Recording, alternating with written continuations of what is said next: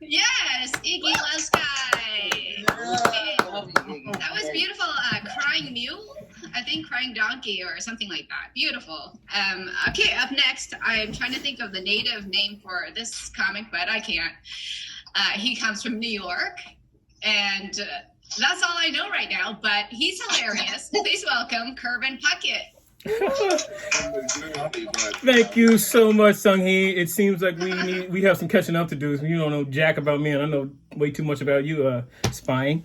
Real quick shots. Actually, I want to give shots out to everybody who showed up tonight. All you people. There's so many people here in this gallery. That's how I look at it. Thank you all for being the people in our lives who are like, hey, do you want to come see us do some stand-up? And you guys are like, yeah, all right. And you actually showed up. So, hey, way to go. I appreciate the shit out of you guys. Like she said, my name's Kervin. I'm going to tell you about what my mom did. She called me out of the blue, unprovoked, and launched straight into this story. And she says, Junior, she calls me Junior, I just wanted to share this with you. When I was in college, I had a friend. She was so pretty. And a very sweet girl. Listen, nothing happened though. Nothing happened. And it was just something about her. She just, every time I hear her voice, even just when I think about it right now, it makes something happen inside of me. And look, nothing happened though. I mean, she was really pretty, very attractive, but nothing happened.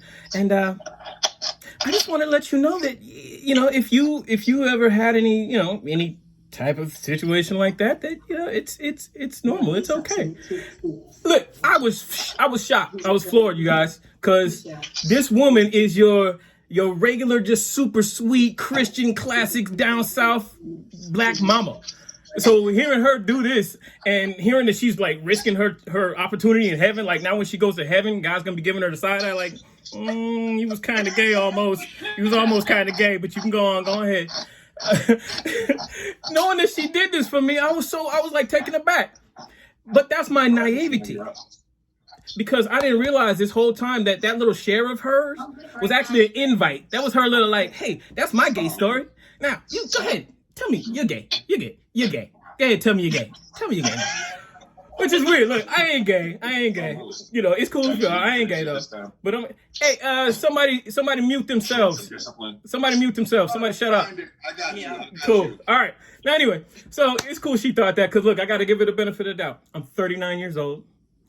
I am a divorced black man with 0 kids, 3 tiny dogs, and I'm on my second Prius.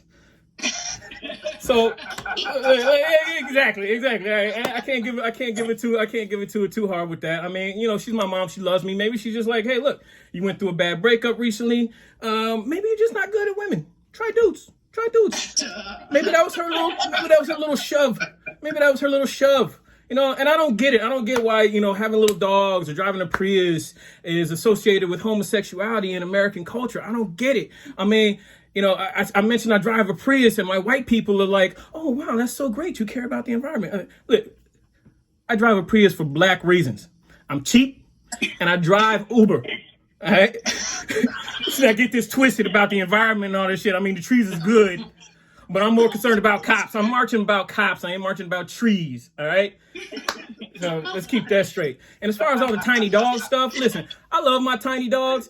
I'm American as it could be. I'm a U.S. Air Force veteran, but every time somebody sees me walking with my tiny dogs, they make fun of me. And I'm like, it just, puts me in this little place where I feel like I'm not all American anymore. Like, I'm not the dude with that big truck with his big dog driving out into the woods and getting out of the truck. Big dog hop out and he's like a rock. Oh, like a rock. I'm not that guy. But look, they didn't even ask me. They didn't ask no black people if that's what we do with our vehicles and our dogs. They didn't check with us. So, that's y'all. That ain't got nothing to do with me. Speaking of dogs, which I love, he knows I love my dogs. I want to tell you guys, I bought a home. Thank you. Yeah. Thank you very much.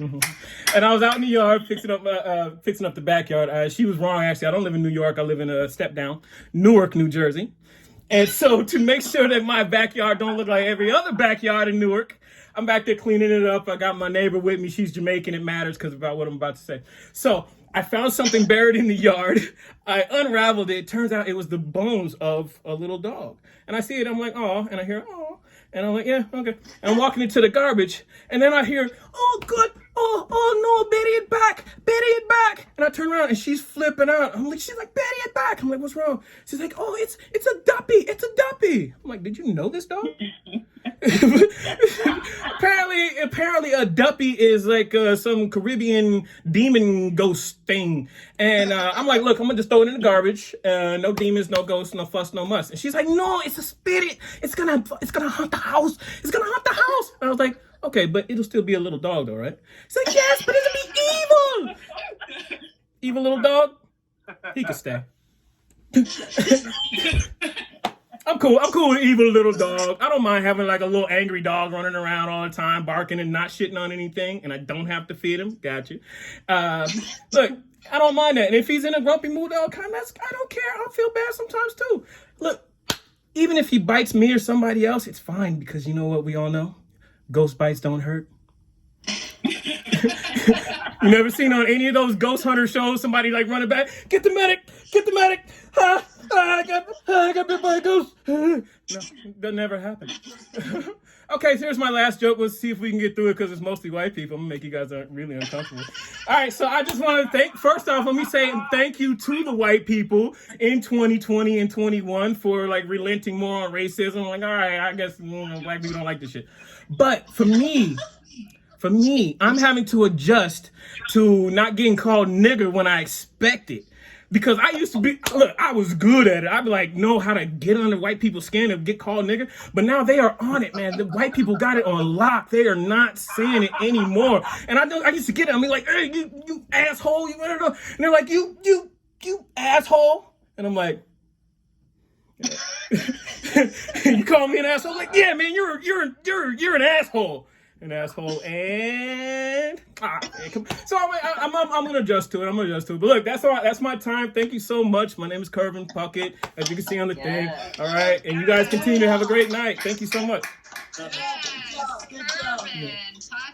Thank you. I have to admit, I know Curvin, and that was a bad intro because every time I see Curvin, I think of those 3 tiny dogs he has, and I'm such a dog lover that I just didn't want to talk about it before he had a chance to talk about it. So there, I lied. Sorry. Okay, let's move on.